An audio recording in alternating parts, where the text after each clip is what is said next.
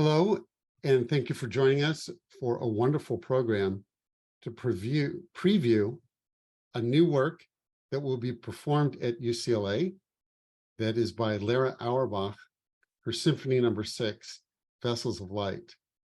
We here at UCLA in the Lowell Milken Center for Music of American Jewish Experience are the sponsors of this event, along with Yad Vashem and the American Society for Yad Vashem. And we have some really key personnel involved in today's conversation.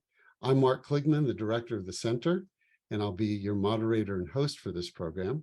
And we have joining us a cellist who's the initiator of this program, Christina Reiko Cooper from Tel Aviv in Israel, along with Lera Auerbach, the composer of the work, and not only the composer, but also the creator, the librettist, and we'll hear far more about that. My colleague, Todd Pressner, who is an intellectual Jewish historian, focuses on the German experience, and my colleague in the School of Music, Neil Stolberg, who's the conductor of the UCLA Orchestra. So thank you for joining us. We want to remind everyone that the performance of this work will be on May 18th at 8 p.m. Pacific time. And if you're interested in the event, we have a link available for you to listen to the work, which will be live streamed. So we'd like to begin our conversation with Christina Reiko Cooper, an international cellist who is from America, but now lives in Israel, but also has an international performing career.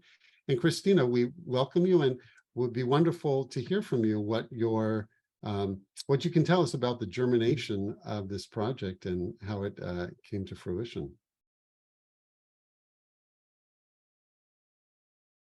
Oh, hold on. You're muted. Thank you. Can you hear me now? We can hear you now. Great. So the idea of this project started with a commemorative coin of one of the righteous among the nations.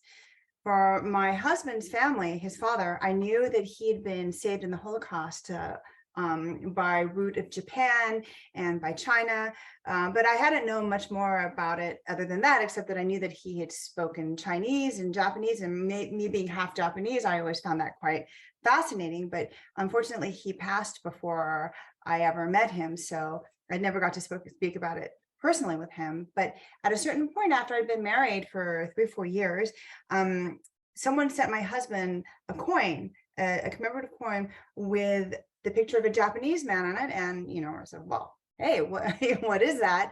And then my husband proceeded to tell me the story of Chuni Sugihara, how there was a Japanese vice consul who signed transit visas along with Jan Zwardenjuk, who provided the final destination on their passport, which enabled thousands and thousands of Jewish refugees to escape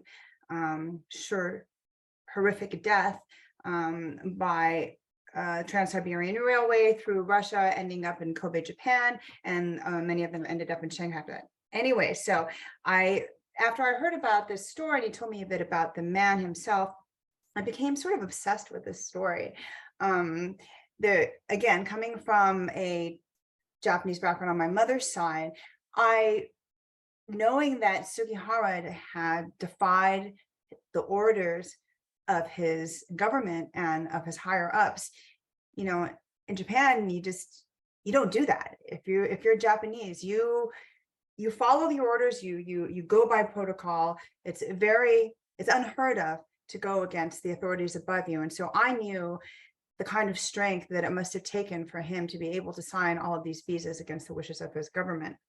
And the more I learned about the man, how he was actually quite a modest man, and how, unlike some other saviors, there was nothing for him to gain in signing these visas, and he sure had a lot to lose by doing so, by endangering his family, of course, his career, which in the end did suffer a great deal, and his government, in fact, condemned him for doing what he did. And when I talked to people around me, I realized that this is a story that just wasn't known. It's certainly a story that I had never heard of. And I wanted to find a way to bring the story forward. And I'm not an actress, I'm not a writer. Unlike Lera, I have only sort of one talent. So the only thing I can do is play music.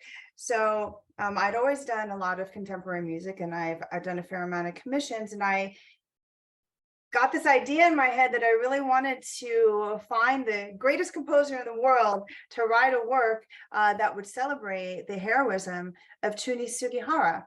So to make a long story short, I was able to get together an unbelievable team to make this happen, including Edna Landauer, who's the sort of the manager of the project. She's a legend in the classical music industry. And once she took this on, I knew that we really had a good chance of making something magical happen. And then we were also able to get the support and the support of Yad Vashem, not only sort of the moral support, but they actually provided for the commission of the actual work, which of course gave it sort of a gravitas and an importance and prominence that we wouldn't have been able to without them. And then of course we had to find the perfect composer for this work. And it sounds like that should be sort of the easy part of the job, because there's many composers in the world, but first of all, we had to find someone that had a connection to the work, who felt a connection to the work. It wouldn't have made sense, for example, to work with a young composer who specialized in music inspired by jazz or by pop music or gospel or something. It just wouldn't have fit the theme. And we wanted to find someone that was well respected enough and great enough so that orchestras around the world would be thrilled if they heard, oh, such and such has a premiere, would you be interested in performing and presenting this work? So it had to be someone with the respect and the name, and it had to be someone who, the subject matter is something very touching, I think, and it had to be a composer that could write in such a way that, although respected by the highest echelons of the music world, was somehow still able to touch the souls of people that listened to this work. And from the very beginning, it was the ambition was for it to be a worldwide project to reach as many people as possible. So obviously it had to be something that could touch people, even if they weren't that well schooled in contemporary classical music. So we were very, very lucky in that we were able to find Lera Auerbach, and that she agreed to do this work. And of course, she took it to a much more complex and many more dimensional. She created something much greater than we had ever imagined, with many more facets than we would have imagined. And that's how the project came about. From the first performance that we got was in Lithuania for the world premiere, in the very town that Sugihara actually signed all of these visas, which was very significant. And actually, after we got that first world premiere date, COVID hit, and we had a bit of a hard time for a while there. But at this point, we have performances of this work scheduled all over the world. We just had a wonderful concert in Carnegie Hall in April for the US premiere, and we're incredibly excited that we get to do it with you in May 18th for the West Coast premiere. So that's how the whole project started. Thank you, Christina. And I just thought to ask you one quick question. Can you tell me about the responses that you've gotten? Because of course your role is really significant, along with many other performers, which we'll hear more about the composition of it. But could you just tell us about the responses you've gotten and how it's been playing the work?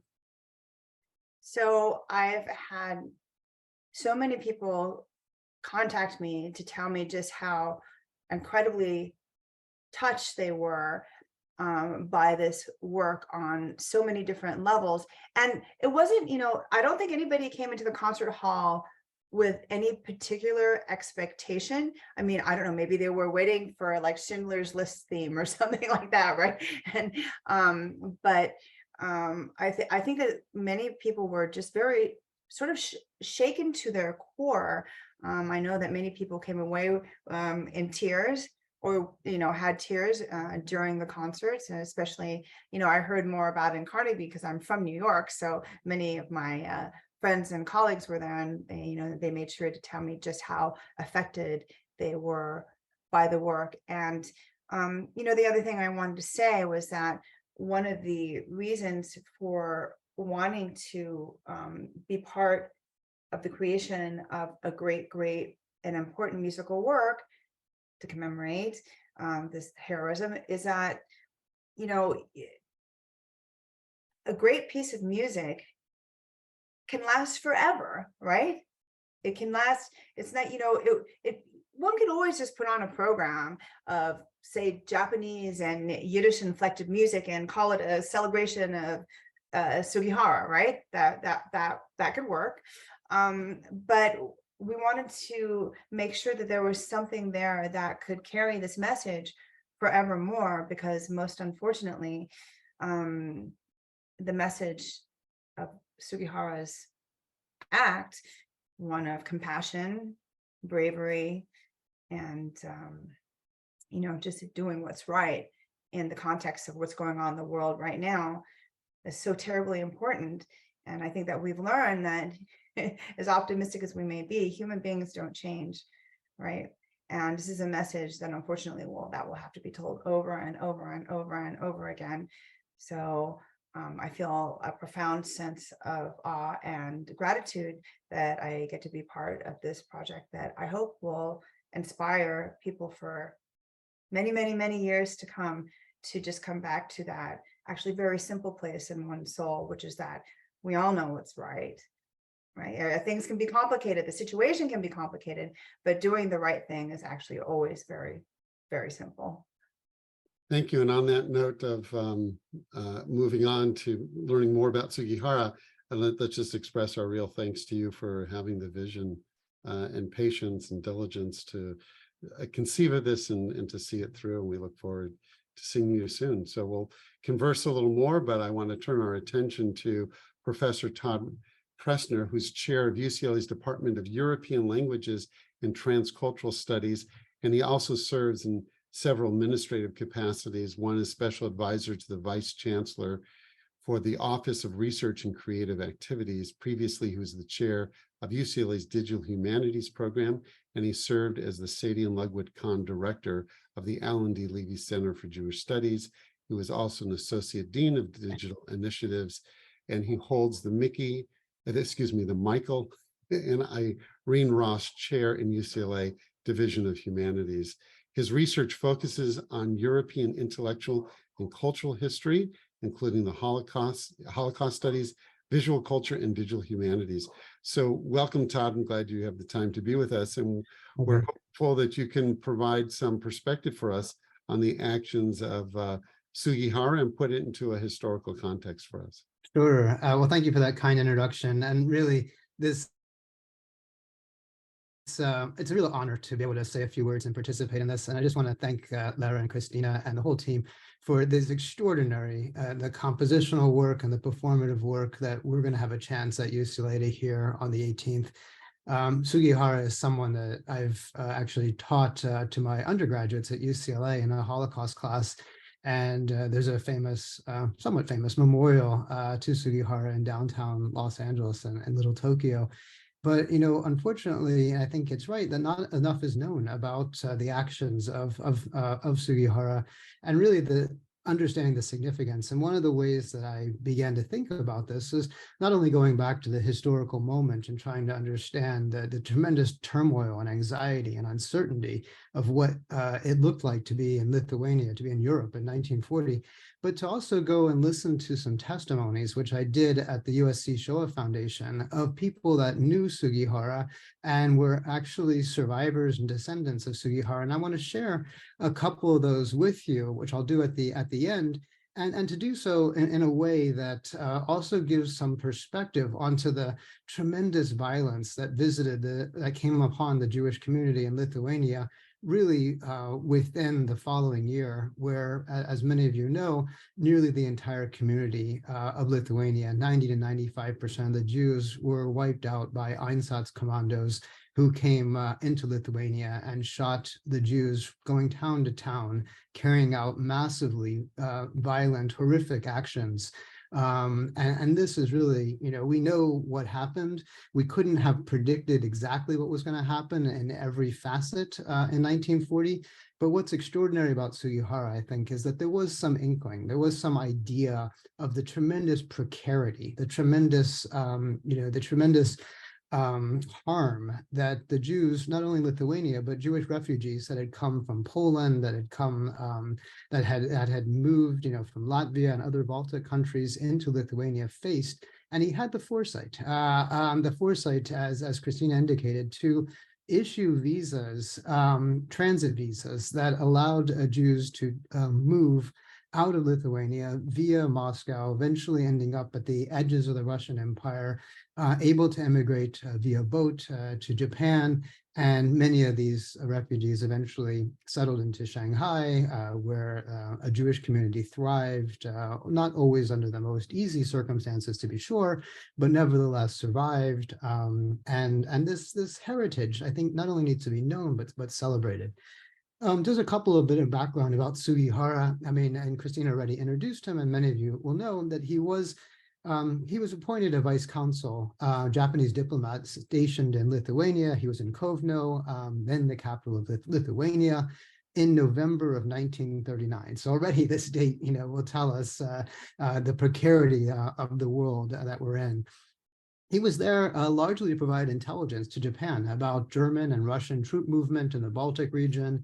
And it's at this time that many Polish refugees, really hundreds of thousands by the end, had moved into Lithuania. And what Sugihara did, along with a Dutch consulate, was to begin to grant transit visas for refugees into Japan. Many of these visas were supposedly to Curacao, which was a Dutch protectorate, an island in the Caribbean. And it may be that these visas were ultimately bogus, that they may not have actually been, ones that had real possibility. But nevertheless, that was the end destination. And Sugihara had issued around the numbers vary tremendously, but the number of 2,000 is often given, mostly to Polish Jews fleeing, but also Lithuanian Jews, and simply because there were so few exit routes in 1940 for Jews. The Mediterranean route was closed after Italy had entered the war. There was really no opportunities except via the Trans-Siberian Railway. And as Christina indicated, this goes against the express wishes of the Japanese government. People had to prove that they had funds. They may or may not have had funds. They had to prove that they had an in country. They may or may not have. That Sugihara and others had followed the appropriate procedures for the acquisition of the visas. That may or may not have been true. And so there were a lot of, kind of moral decisions and risks that Sugihara had taken. Hillel Levine, who's written, I think, the most interesting kind of, book about Sugihara, In Search of Sugihara, trying to understand the man, his disposition, his actions, his biography, also reproduces some documents which are really extraordinary, and one of which is a type list. And I think, Schindler was mentioned earlier, but there was a list and includes name and nationality and type of visa given. And between July 9th and August 31st of 1940, 2,139 names appear on this list, many of which are Polish and Lithuanian Jews, children, families, and these names, are affiliated with visas, transit visas. Should also say that Sugihara, once he had to give up his post. This is after the Soviet annexation of Lithuania, which was started in June of 1940, completed in August of 1940. He eventually made his way to Berlin, then to Prague, then to Königsberg, and continued to issue visas, not quite at the same pace, all the way through 1941. And so this is also extraordinary, is that, clearly there's something, motivating this decision to go against the government and even in these very kind of states of turmoil to give these visas. Let me end by just saying a couple of quotes from some survivors. I had mentioned, I had watched some testimonies of the USC Shoah Foundation Visual History Archive. And one of the things that I thought was so striking is that one survivor, a Polish Jew whose father was involved in the underground, who came to Lithuania, who managed to get, the family had a visa that was issued by Sugihara, and it was also to the Dutch protectorate of Curaçao, as I mentioned earlier. Leo Melamed is his name. And he talks about the decision to leave. And this was not, for Jews at this time, an easy decision. He says, to leave where you lived, you had to have a desperate motivation. No one knew what was in store for those who didn't leave. No one could imagine the atrocities that were forthcoming. It was more likely that you could survive better by staying in your home, in your surroundings, in a language that you knew, than to go off into the unknown. And this is indicative of that, why would one, accept a visa? Other survivors talk about they thought they were phony, that they thought, like, how could it be that you could pay for a visa and actually end up in Japan? There was even skepticism that this is possible. And so that leap of faith that Sugihara took was also a leap of faith that many survivors had to take in order to think that this was, a possible outcome. Another survivor, of the Mir Yeshiva, and I should say that was the only yeshiva to survive intact. About 2,200 people, students, rabbis, and others made their way eventually to Japan and to Shanghai. Also, this survivor, Chaim Buket, calls what Sugihara did a nes, Hebrew for miracle. It was a miraculous sign. It was a miracle. And a nes is a term that's also used by another survivor, a Latvian Jew named Jack Bronze. He was a teenager at the time and had a chance to meet Sugihara and remembers in person. And one of the things that he says, his family was involved with had certain diplomatic relations, had certain amount of opportunity for meeting Sugihara, and had unbelievably had Sugihara over to the house for dinner. He testifies, and he talks about not only the miracle, the nes that Sugihara represented, but he says, and I quote, "Sugihara left a very deep impression on me. He was very kind. He felt that he had respect for me." And he says that he was a sensitive man, had feelings for people who suffered, unquote. And it's because, he says, he had heard over that dinner the sufferings of the Jews in Germany. And so what Sugihara was told, according to Jack Bronze, was that the turmoil, the suffering, the violence that was already happening, and this is 1940, against the Jews in Germany, but also, of course, against the Polish Jews. This was told to Sugihara, and maybe, in fact, he speculates had informed some of that kind of urgency of Sugihara's own decisions to issue these visas. So I'll conclude just by saying, and this is just really, it's the context here is so important, because when Sugihara finishes giving out these visas, mostly by September of 1940, a few more in 1941, you have the Einsatz commandos invading Lithuania in 5 months, murdering almost the entire Lithuanian Jewish population. If you look at Carl Jaeger's report, which is one of the most horrific documents we have of the Holocaust, documenting over a period from July 4th to December 1st of 1941, the murder of 137,000 people. It's extraordinary. And it's just a list. It's just a list. There's no names. It's just a list of numbers. It's town to town. There's 112 separate actions in Lithuania in which the Jews are murdered. And clearly, again, we couldn't know exactly what the future was going to hold. We couldn't know exactly what the murderous rampage that would be unleashed by the Nazis in Lithuania. But clearly, there was some inkling on the part of Sugihara to know that the Jews were endangered, and that this opportunity, this possibility is something that he could intervene in, and did. So I'll stop there. I really appreciate the opportunity to talk a little bit more about Sugihara, provide some testimony, and give us that kind of perspective of not only what he did, but also, unfortunately, what happened to those who weren't able to leave. Thanks. Thank you, Todd. That's a very helpful context, and we just thank you for providing that and hearing the testimonies of individuals whose lives were affected. It really helps us personalize this, so thank you.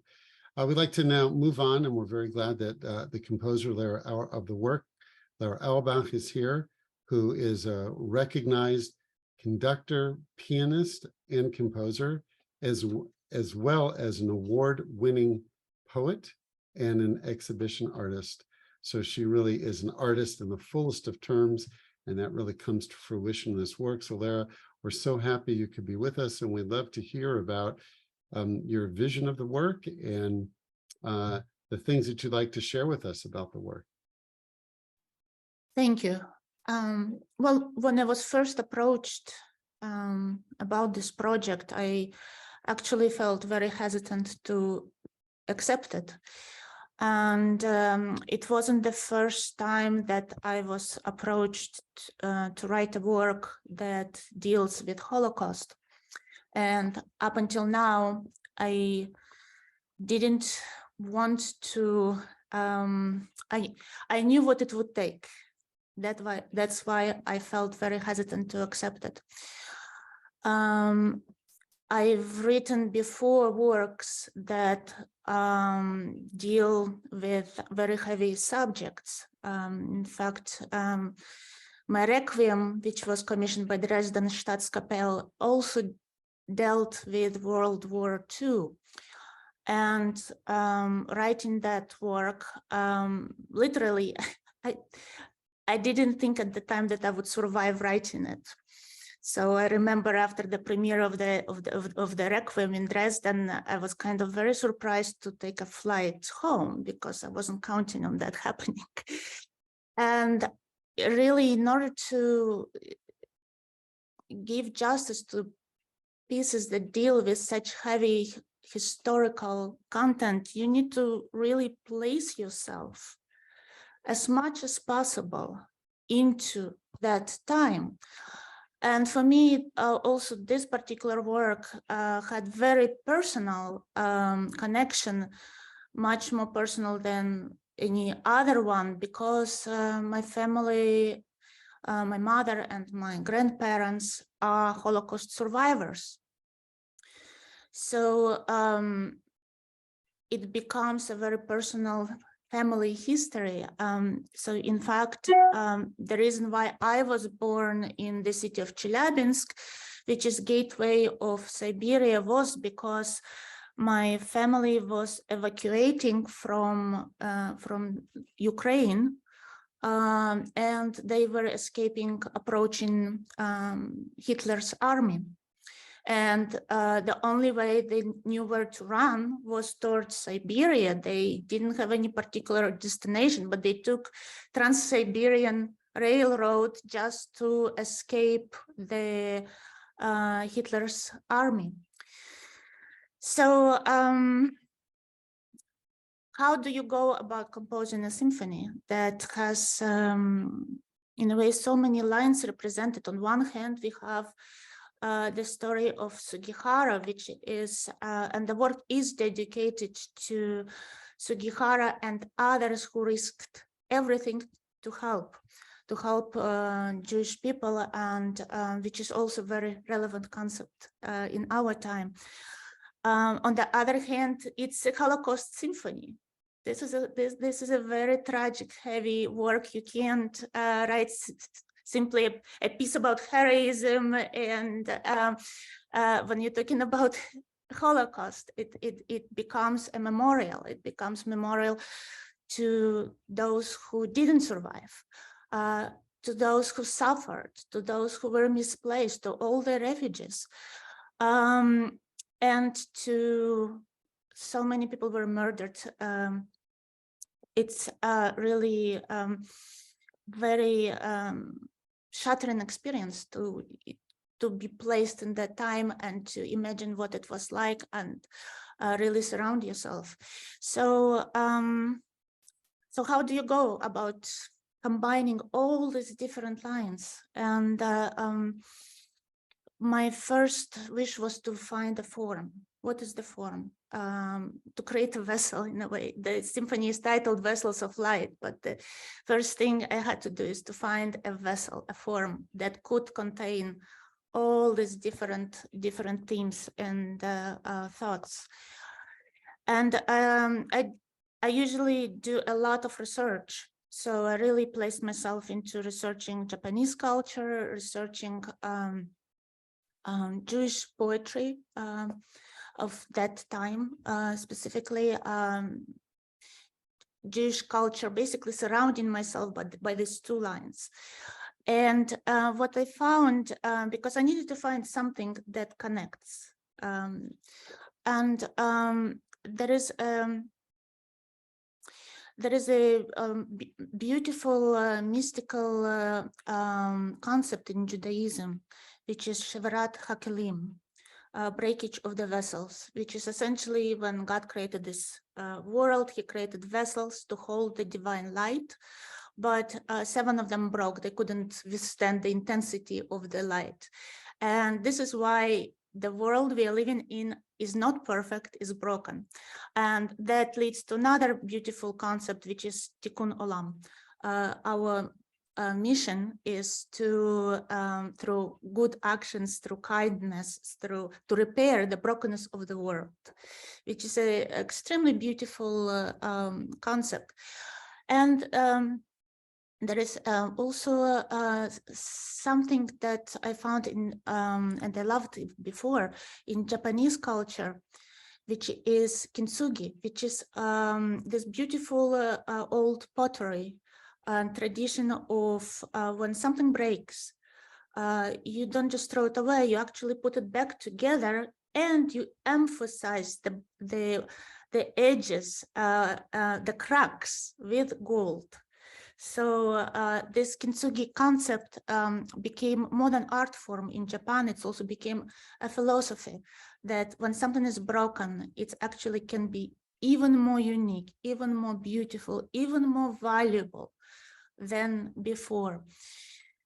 So both concepts deal with the brokenness and repair, which is something that I loved. And because that also connects to this message of Holocaust and of those who took personal risk to help others, like Sugihara. So, but then, okay, you have these beautiful concepts, but what do you do with them? So I decided literally to use kintsugi and apply it to music. I wrote first music for the Psalm 121. Now, why is this psalm? Because, and I wrote it for choir alone, soprano, alto, tenor, bass.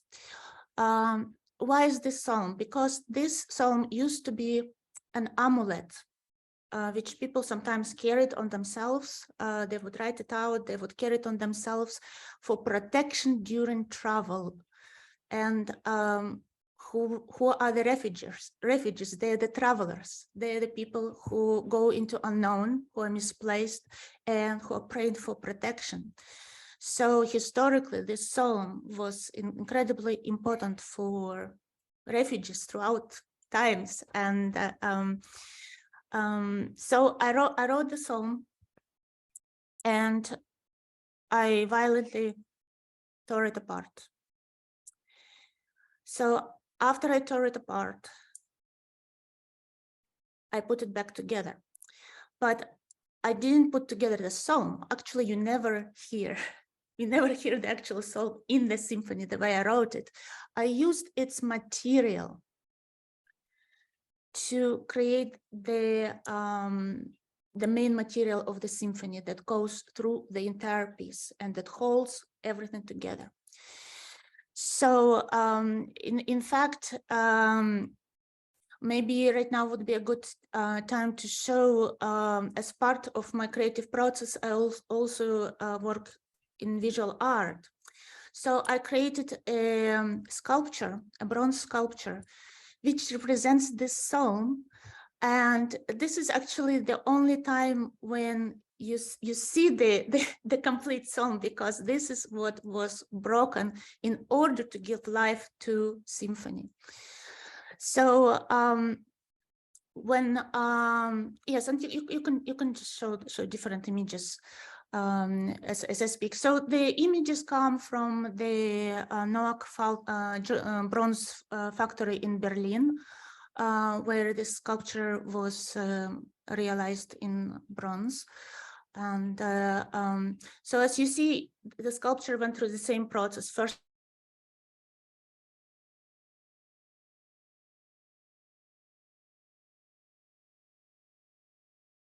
I'm sorry, Lera's frozen at the moment. Maybe her connection will come back in a moment.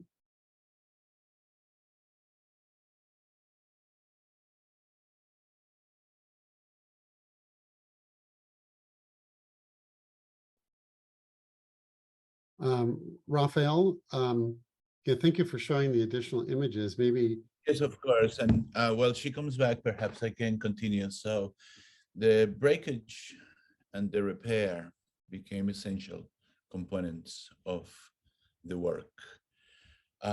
Here is the actually physical and violent act of creating a piece of music and destroying it, with the concept that perhaps through repair, music can heal. A few more images. This is actually just some images of the process of the creation of the bronze sculpture as it becomes more and more repaired. Now in its metal form.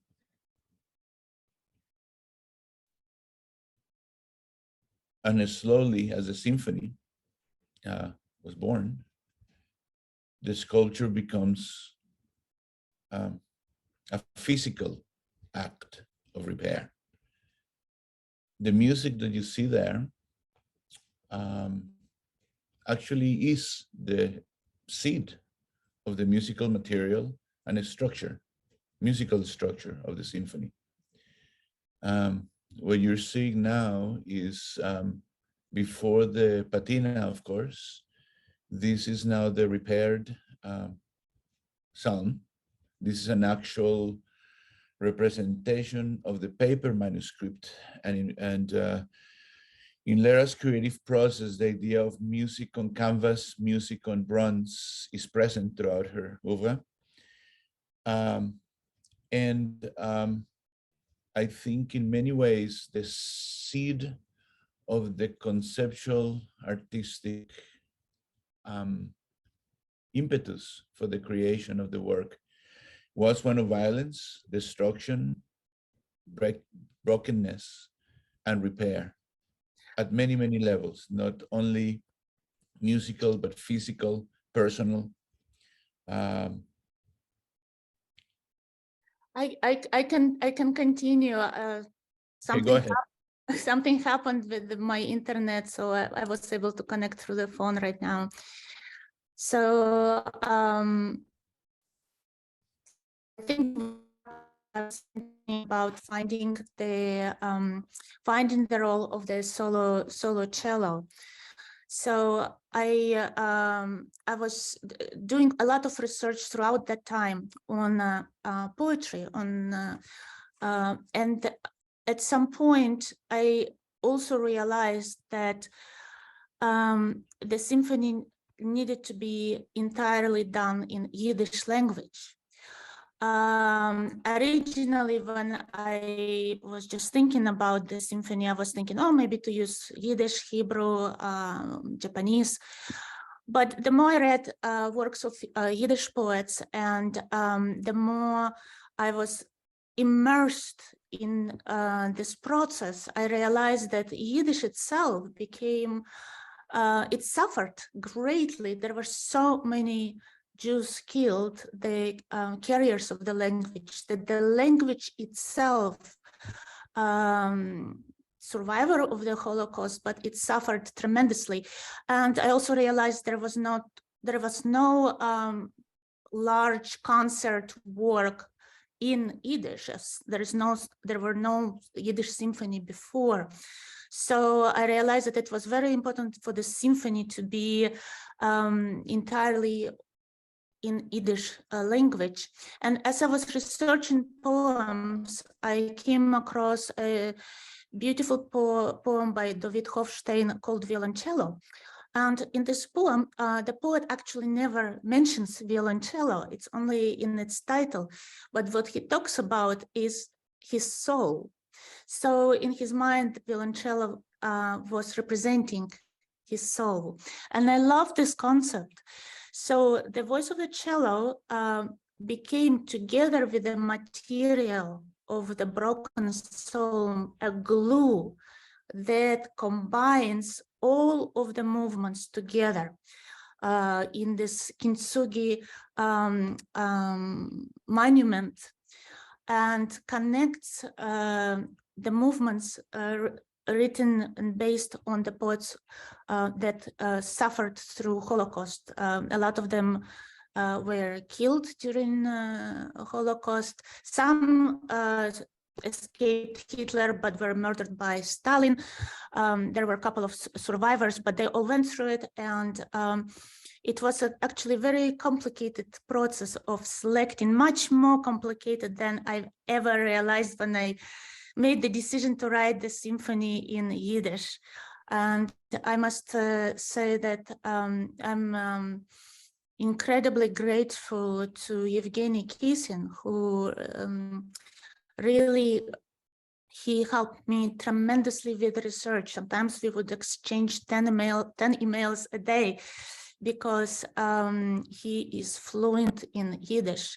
And quite often I would find the poems in translation, sometimes Russian translation, sometimes English translation, but it had to be sung in Yiddish, so we needed original. So I would send him these poems, he would do the research, find them in Yiddish, and we would really go back and forth. He also, he and Boris Sandler, who was his teacher in Yiddish, also helped me a lot with creating initial transliteration so that singers could easily sing the work, because it could not have been written with Hebrew letters.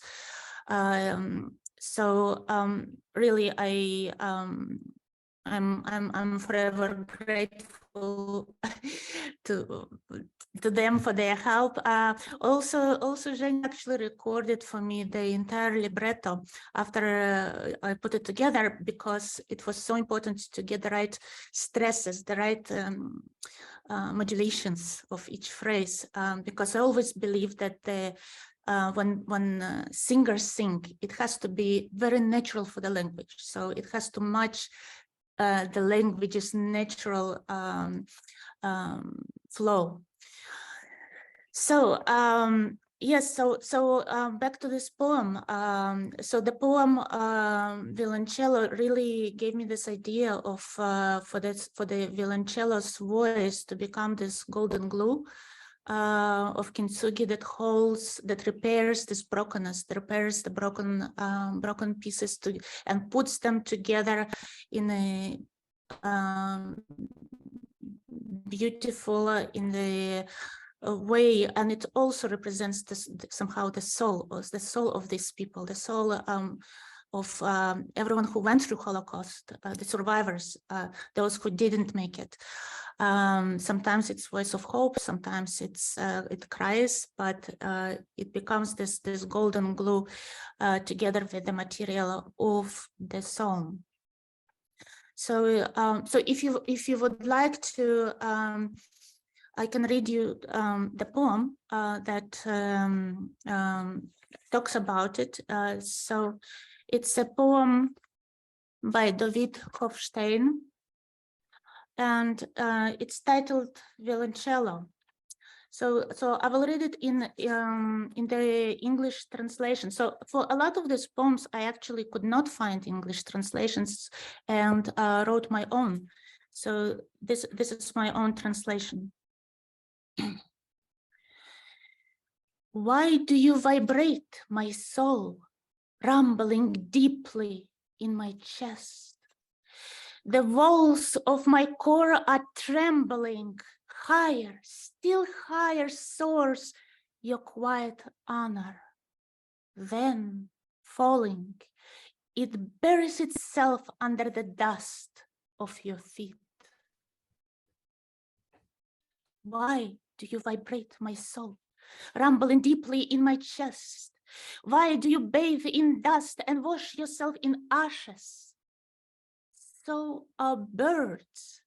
In the smoldering heat, thirsty for water, can cool themselves in the earth and get refreshed in the sand. Why do you vibrate my soul from the depth of my chest, boiling like fresh blood spilled on the mute stones? The boiling will not subside from its pure innocence, nor from its hot devotion, its trembling, spilling over. Oh, bend to me, my soul, and heartfully within my depth, cleansed by ashes, purified by blood, your strings tremble gentler, enlightened by the sobbing.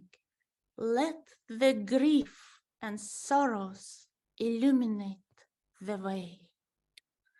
So what happens with this poem, that it goes through the interludes, it becomes broken also. It goes through interludes together with this voice of solo cello as this golden glow. So then there are some other beautiful poems and that were not broken in the Kintsugi principle because they hold the movements. So, for example, the theme of the trains became very important. In fact, originally, when we, I just started thinking about the structure, one of the thoughts was to create something like a Trans-Siberian symphony we were researching the exact stops of the trains. And the theme of the trains is so important. But then, of course, the world made edits and this terrible war occurred and became unthinkable to write a Trans-Siberian symphony at this time. So, but the theme of trains remained, and personally, it carried again great significance for me because this is all the refugees, all the people whom Sugihara saved were traveling on this Trans-Siberian road, and this was the same road that my family took, and that's how they ended up in Siberia. And it's so, of course, tragic and ironic that nowadays people from Ukraine take the opposite way to Germany. So it's just a very strange twist of the history. But here is thank you so much for all this. I just, because of time, I know that you have a clip of the work, a very short Yes. clip. And I know there's so much to talk about. We just appreciate hearing everything from your perspective. Could we maybe just hear the clip that you've prepared?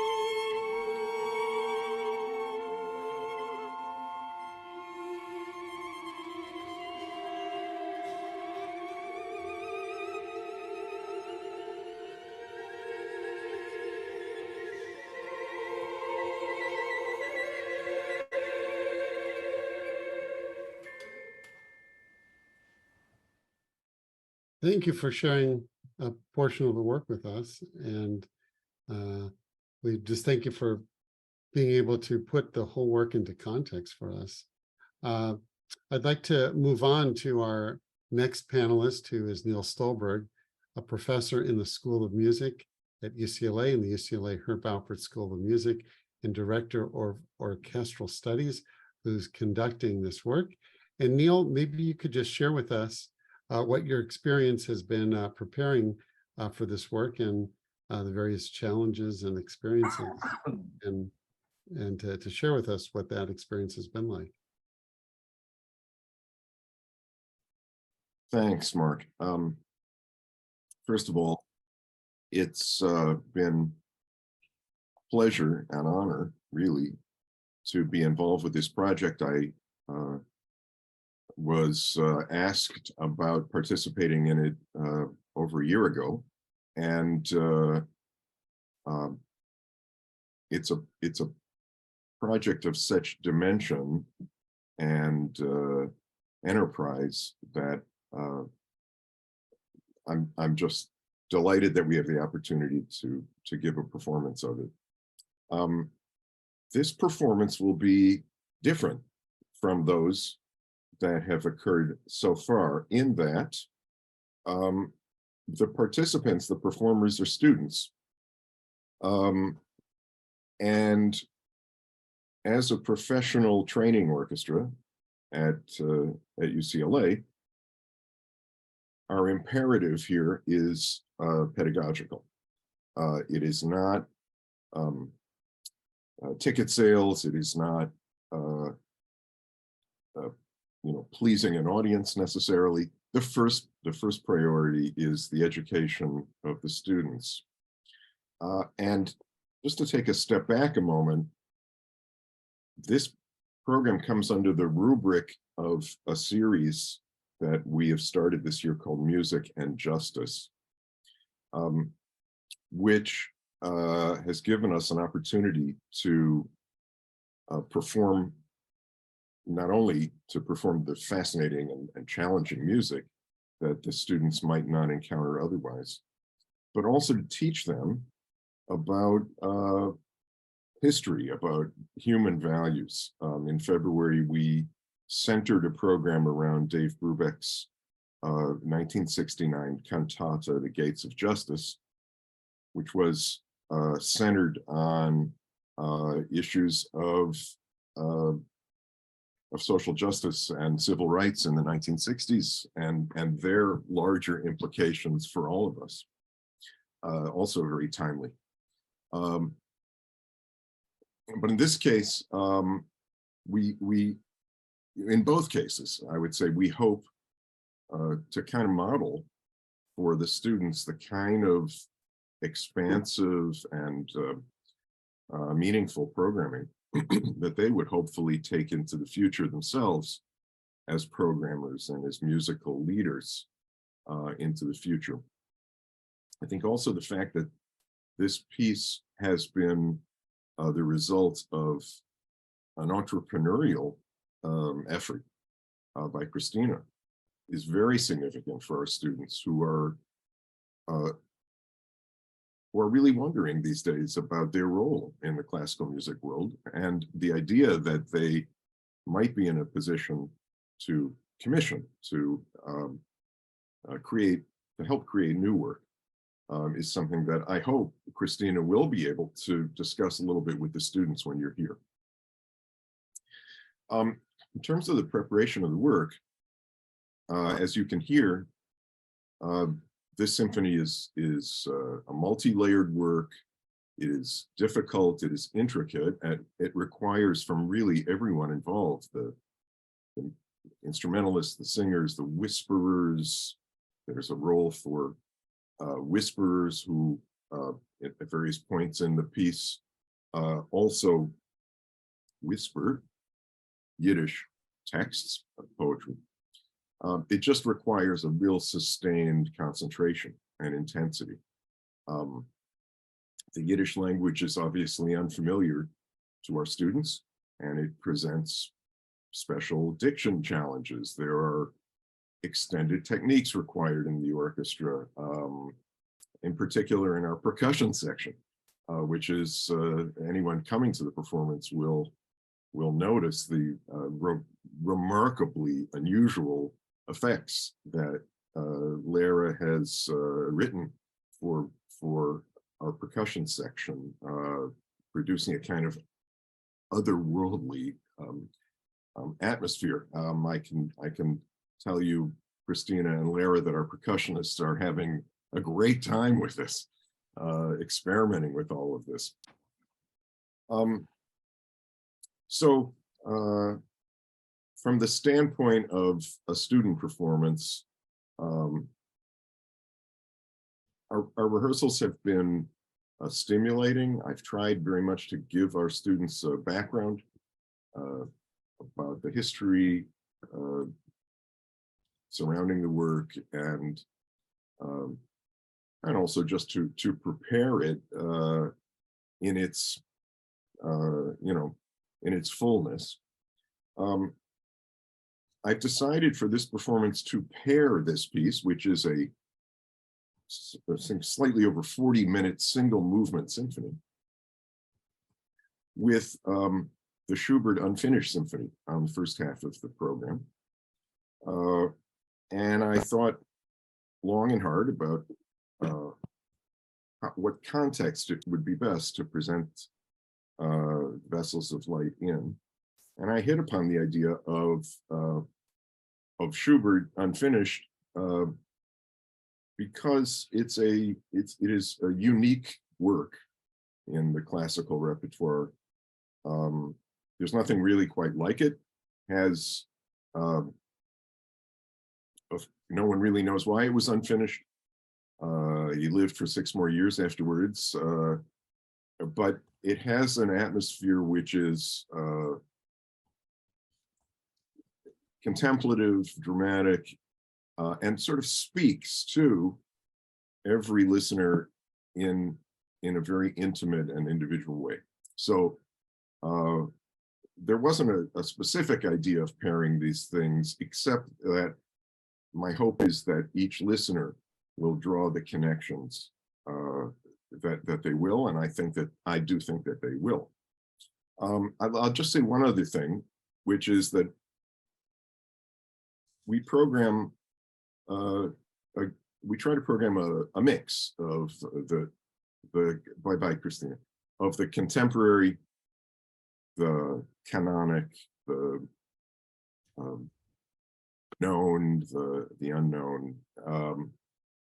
And when we play contemporary music in the orchestra, I often think to myself that one way of kind of evaluating its quality is, if you'll forgive me, if what kind of effect it has on the canonic music that we're playing.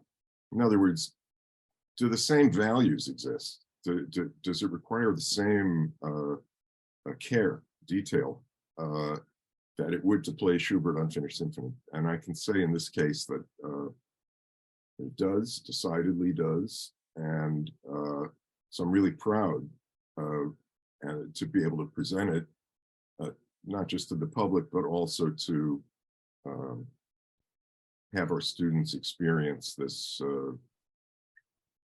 sort of groundbreaking and very, very powerful work.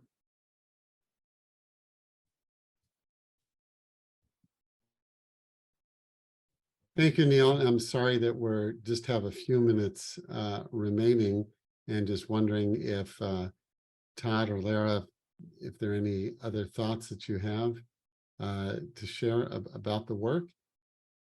I would love to hear any other ideas.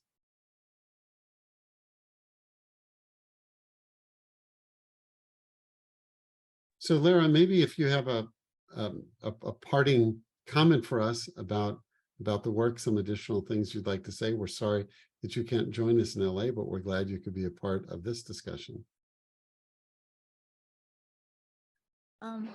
Well, just to mention as comments to what Neil mentioned, also about first whisperers, because yes, it's a very important part, and there are levels of why people are whispering. And of course, one of them is hearing voices from that time, but it's also something very internal, something that almost unspeakable. And so it's very important part of the symphony and part of the Yiddish language importance in the symphony.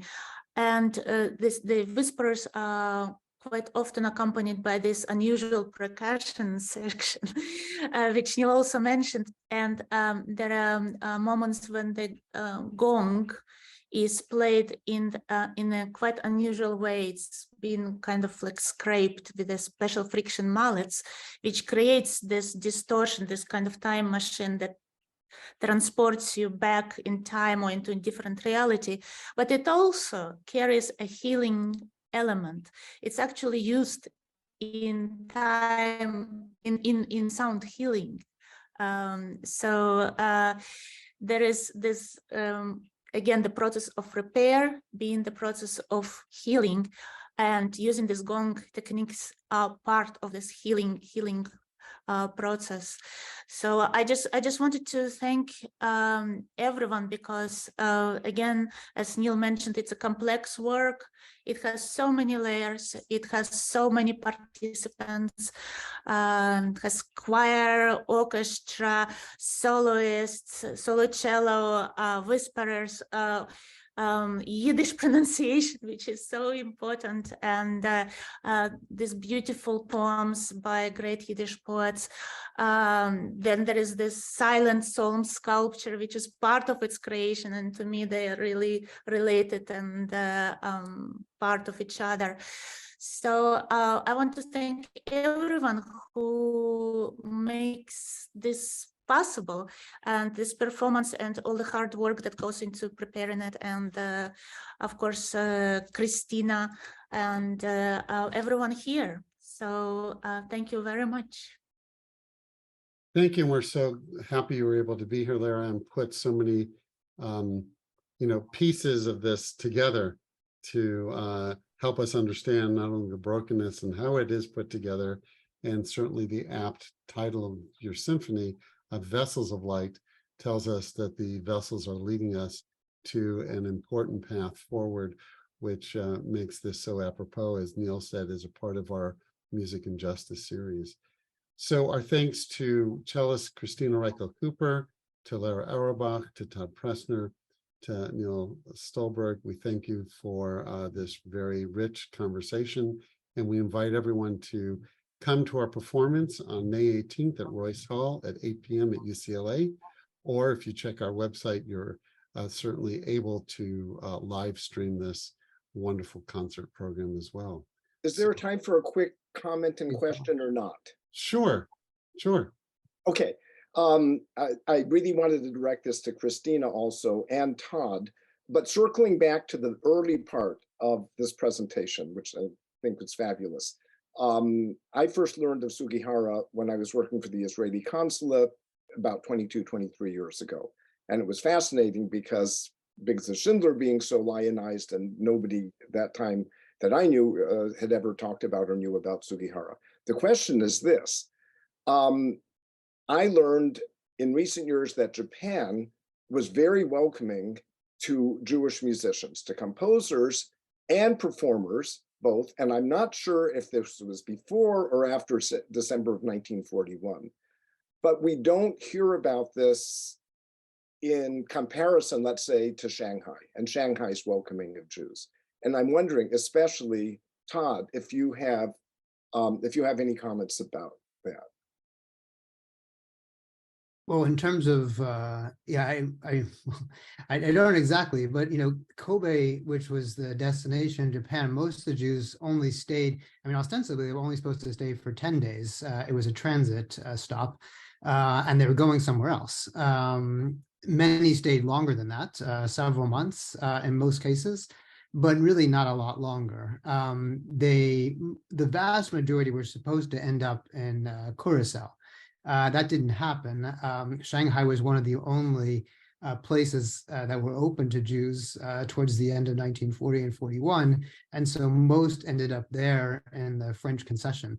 In terms of staying in Japan, I'm not sure that they stayed a lot longer than several months, but many were deeply affected by that process. And many survivors, again, testimonies that I've heard reflect on this, the gratefulness of the opportunity that they had, and of course, thinking about Sugihara's actions and really that welcoming, miraculous opportunity that they had very clearly.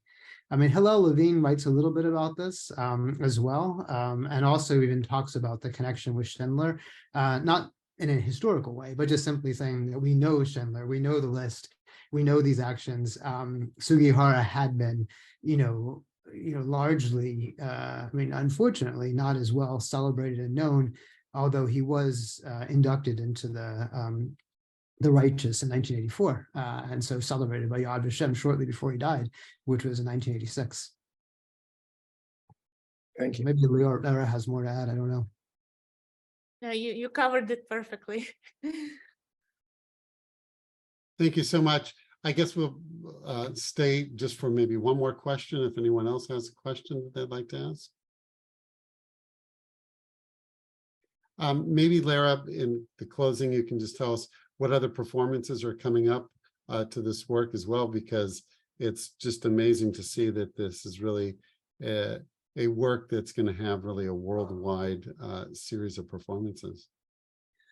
Well, it's quite gratifying to see that from start the symphony has a healthy life, because quite often with new works you get maybe a series of several performances, then there is a gap in time before it gets to be scheduled again. So for me as a composer, it's gratifying to see a stream of concerts of performances scheduled with this work. So there are quite a few I know coming up in Europe over the next couple of years. So I think there is Dresden, Berlin, I think Leipzig. I'm very pleased that it has a healthy life. And we also hope to be able right now that the sculpture is created to bring it together with the symphony to each city, because it's such an important part of the process. And I think it adds yet one more dimension to the experience of the symphony. So I'm quite looking forward. Well, we thank you for taking the time and sharing with us all those different parts to it, and we're so glad that we can be the West Coast premiere of this work and part of this initial year of performances. So thank you again, and we just hope you all can join us on May 18th. Thank you so much. Thank you. You.